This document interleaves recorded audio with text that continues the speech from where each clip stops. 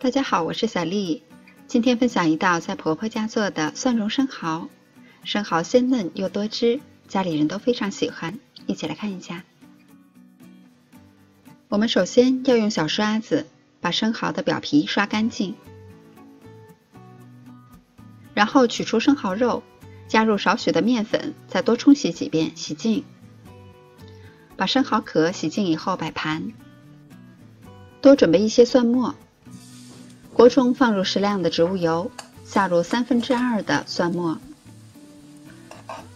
保持中小火炒香。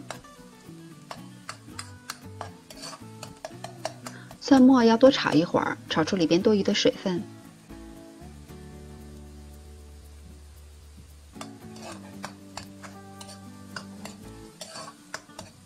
一直炒到蒜末呈现微微的金黄色，然后下入1勺蚝油。先把蚝油炒香，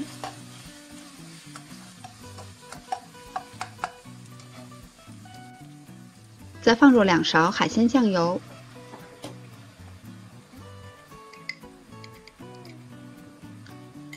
，1勺白糖，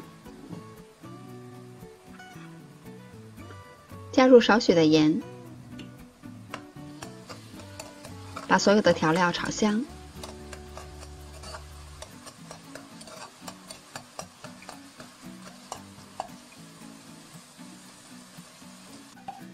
蒜蓉炒香以后，倒入盆中，和剩余的生蒜混合到一起拌匀。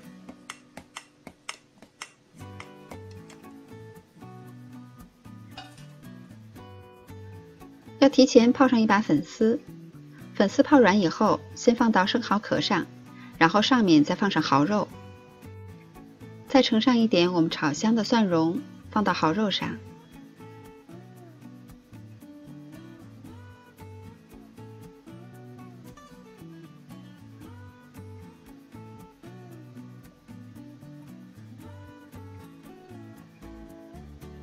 然后上锅蒸，要开水上锅，要保持大火蒸5分钟。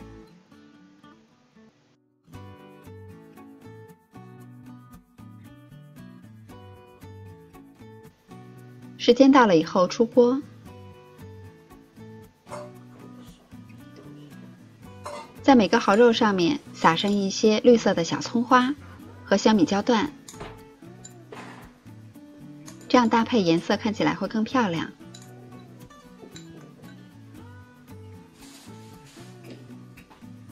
再把烧开的滚油逐个的淋到葱花和小米椒上，炸香。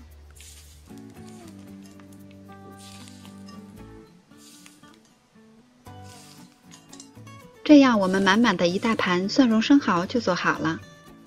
在做这道菜的时候，我们要注意2点，一个是炒蒜蓉的时候一定要留一部分的生蒜，这样做出来的蒜蓉呢会更加的好吃。